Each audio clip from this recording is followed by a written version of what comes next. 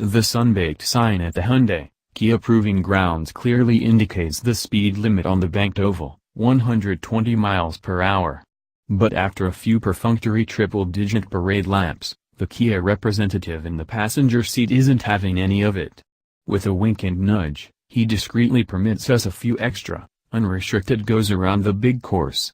Never one to turn down track time, we push the 2018 Kia Stinger down the 6.4-mile oval until I see an indicated 164 miles per hour on the straight, the fastest we've ever driven anything built in Korea, let alone many of the contenders in the Stinger's crosshairs.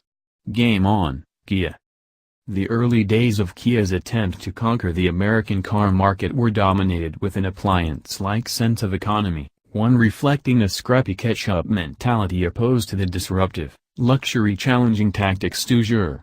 Subsequent attempts to globalize the brand have taken on a definitively more inspired, international flair, and the new Stinger is the strongest harbinger of that direction to date. The movement originated when Hyundai, Kia plucked design boss Peter Schreier from Audi, eventually moving him up in an unprecedented promotion to one of manufacturer's 3 group presidents. Not only did Schreier inject a sleek, contemporary look to the lineup, his promotion proved the brand was dead serious about creating striking designs. The Stinger's styling does not disappoint. Apart from the familiar tiger nose grille and the letdown of non-functional, ornamental, hood vents, the 5-seater's proportions and surface treatments feel sharp and fresh, purposeful and clean. Measured from bow to stern, the Stinger is roughly mid-class among its competitive set, while offering the practicality of a sportback design that enables decent rear legroom and 23.3 cubic feet of cargo capacity. But its considerable 114.4-inch wheelbase is among the lengthiest in its class, edged out only by the Audi A7, Porsche Panamera, and BMW 6 Series Gran Coupe. That said, the upper end of Kia's self-ascribed competition might be a bit of a stretch, sorry, pun intended, considering the unlikelihood of Porsche diehards cross-shopping the $85,000 Panamera against this new kid on the block. The other side of Kia's modern story involves the snagging of performance whisperer Albert Biermann from BMW's Performance division. Biermann was tasked with, in his words, making the cars drive as good as they look, which led to the Stinger's driver-focused intentions.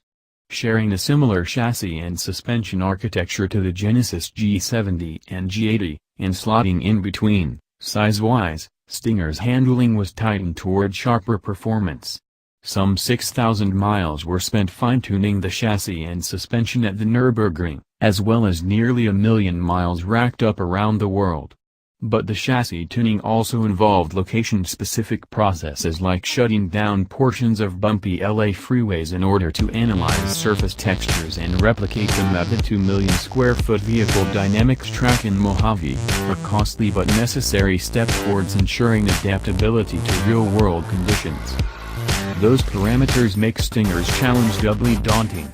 On one hand, the big sedan must impart a look designer Gregory Guillaume describes as an evocation of the elegant grand tourers like the Maserati Ghibli that whisked Bond Vance from the south of France to Paris. On the other, the plus-size sedan must deliver a sports car experience, meeting or exceeding the performance capabilities of established standards like the Audi A5 and BMW 440i Gran Coupe, Infiniti Q50, and Lexus GSF Sport. Kia says the target zone is also larger sportbacks like the aforementioned Audi A7 and Porsche Panamera, no small feat for the ambitious Korean carmaker. We spent the day taking Stinger to the mat on LA's concrete jungle, running it through the notoriously twisted asphalt of Angeles Crest Highway to the Mojave Proving Grounds for some closed coursework, including the high-speed oval with the weirdly low speed limit. 2 powertrains are available, the Stinger 2.0T, $31,900, powered by a 2.0-liter twin-scroll 4-cylinder producing 255 horsepower and 260 pound-feet of torque, and the Stinger GT 3.3T, $39,000, driven by a twin-turbo 3.3-liter V6 producing 365 horsepower and 376 pounds-to-foot. Both are mated to an 8-speed automatic gearbox.